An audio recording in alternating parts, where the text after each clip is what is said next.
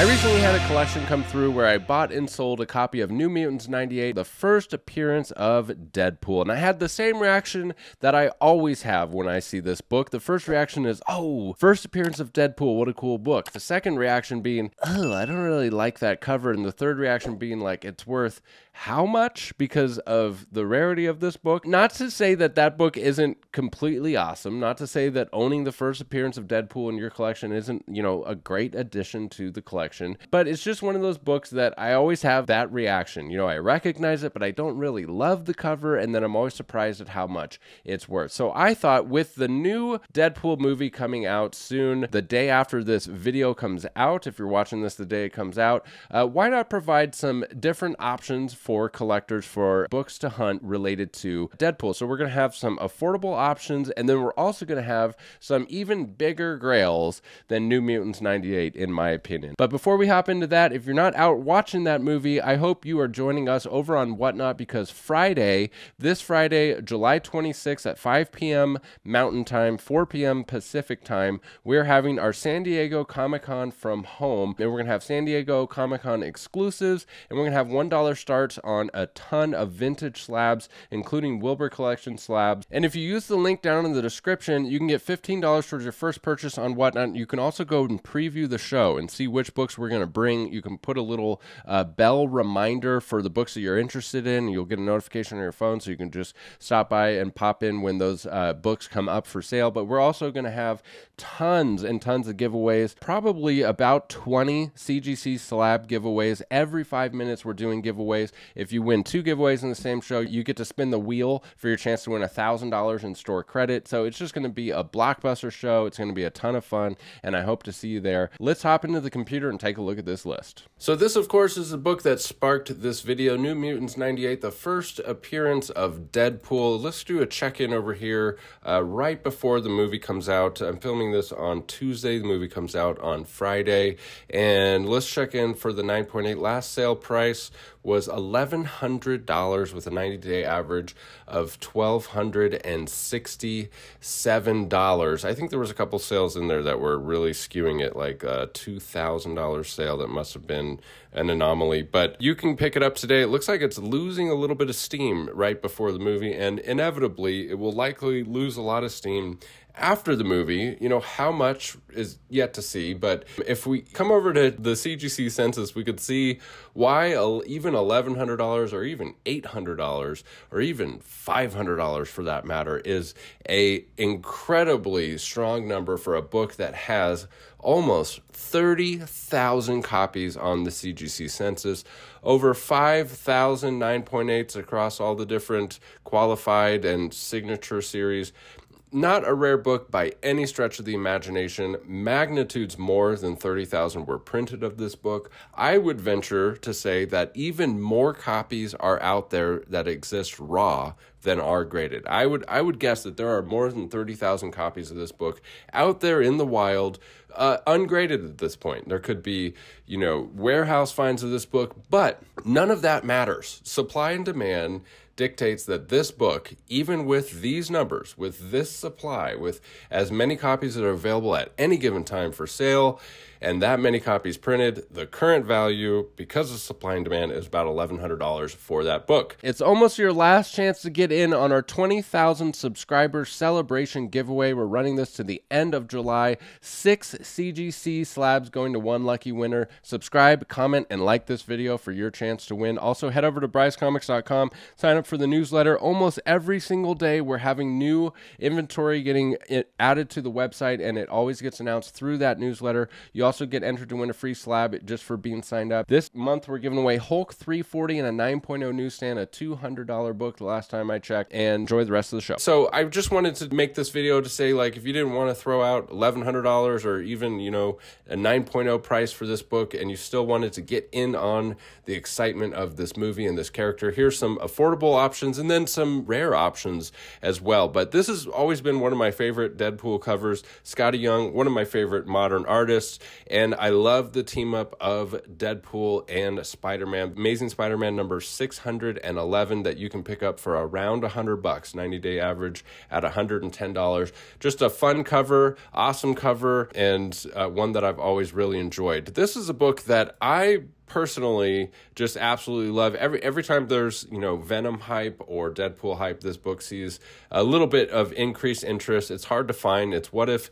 Venom Possessed Deadpool. I think the actual title, according to CGC, is Venom Deadpool What If #1.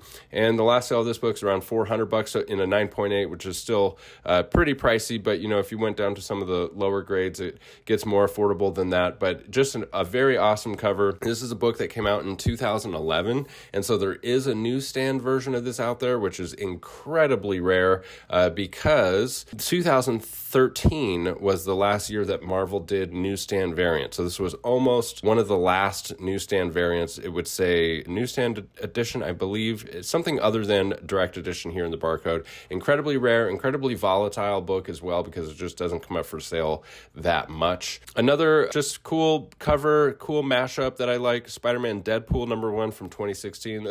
This series was so popular that they did, I believe, 7 printings of this book, if not more. There might have been even more than 7 printings. And, it goes to show just the longevity potential of this character team up, Spider-Man and Deadpool, just 2 of the all-time favorites. And you can get some really affordable covers. I mean, the first print of this is like this, but it's got like a red Spider-Man and Deadpool mashup face there. My favorite is this 1 in 25 Del Mundo cover, which is, relatively affordable for what it is. And just another fun Deadpool cover that has that double dip potential with Spider-Man involved in it as well.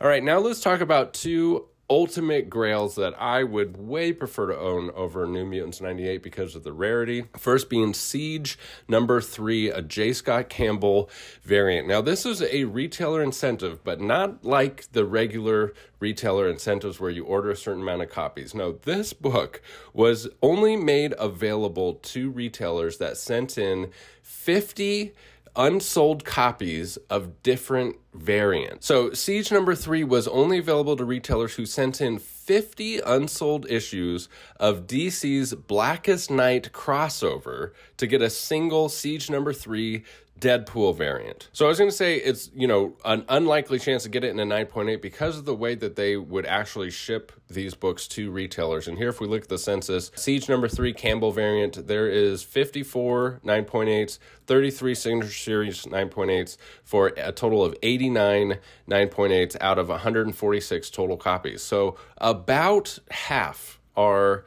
9.8s, which is not a great ratio for a modern book. I mean, typically with a modern book on a census, you would see a much higher 9.8 ratio. And the reason for that here is that, all copies are worth getting graded. Any grade of this book is worth getting graded, and so you see some of these lower ones. With other modern stuff, people just wouldn't even bother grading it unless it was 9.8 or do a 9.8 pre-screen, and so that ratio gets way out of whack. But it goes to show you had about a 50-50 chance of getting a 9.8 of this book. So this book is controversial to say the least. I mean, Marvel required that retailers send in 50 unsold copies of a DC crossover event to get this book. And it's incredibly rare. It's also incredibly expensive. I love it. I love the backstory of this book. I love the creativity behind it. I love the fact that it's rare. And most above all, I love the cover art. I mean, if this wasn't an awesome cover, it wouldn't work.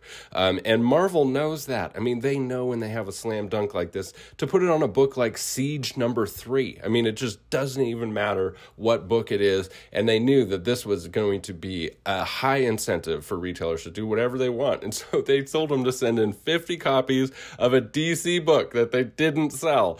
I love it. And if you go and look at the GP analysis for the sales, most recent sale was $3,000 for this book. This is a book that just, out the gate back in, 2017, I guess that's not out the gate. Out the gate would have been 2010.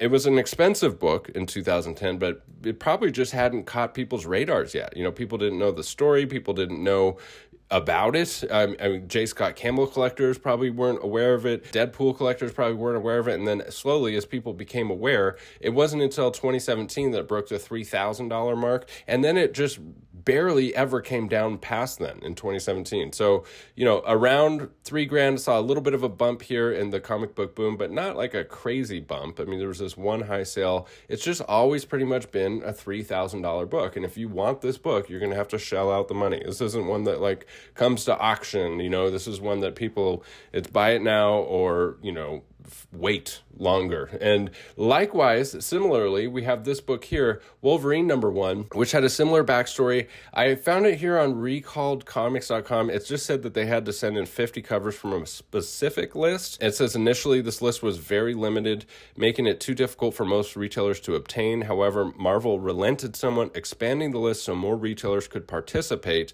The comic could only be obtained by Diamond registered dealers direct from Marvel after submitting the 50 covers by a specific date in August of 2010, equally rare or rarer than Siege #3 Deadpool variant, which had a similar incentive scheme, but returning DC comic covers rather than Marvel. So, okay, so here it does say that these were unsold Marvel covers, which is interesting. I don't believe that they continued with this incentive. Maybe they got backlash or whatever it was, because I haven't heard of it other than these two variants here, but this one is significantly more expensive. I tried to find it on CGC Census, but it's just very difficult to find, to work with their census for Wolverine #1. There's so many of them, but we do have the GP analysis to look at the sales. The last sale being April of this year for $5,049, and this is a book that was incredibly volatile. You got to be very, very careful with this book, folks. This is one that saw a peak sale of $17,000 apparently, which, you know, looks like an eBay sale. Who knows if this was legit or not, but then it's, you know, it's sold for around $7,000, $8,000, $10,000, and then low sales consistently around $3,000. So it's incredibly volatile. Be super careful with this book. But nonetheless, I mean, it's just, in my opinion, an absolute grail of grails for J. Scott Campbell collectors, for Deadpool collectors, for Wolverine collectors. I mean, this book strikes all of those boxes, and it's just an incredible cover. I would way rather own this one or this one than New Mutants 98. Not to say that New Mutants 98 isn't a great book to own. You know, I mean, this is iconic because it's so easily recognized. Everybody knows when they see this, at least comic book collectors, this is the first appearance of Deadpool, but I'm just not a huge fan of this cover. I mean, especially when you look at other cover art like this. So anyways, just some interesting picks here. I thought I could throw some alternatives out there for Deadpool and Wolverine. Hope you guys enjoyed. So that's it, you guys. I hope you enjoyed this selection. Let me know what you think of these ultra rare J. Scott Campbell variants down below, and don't forget to subscribe, comment, like, and I really hope to see you over on Whatnot if you're watching this the day it comes out, and if not, just go bookmark the next shows for Whatnot. We have a ton of slab shows scheduled, and so you can just go bookmark all the shows. Use that link down in the description for $15 towards your first purchase. Thanks for sticking with us to the end of the video. We'll catch you in the next one. Bye.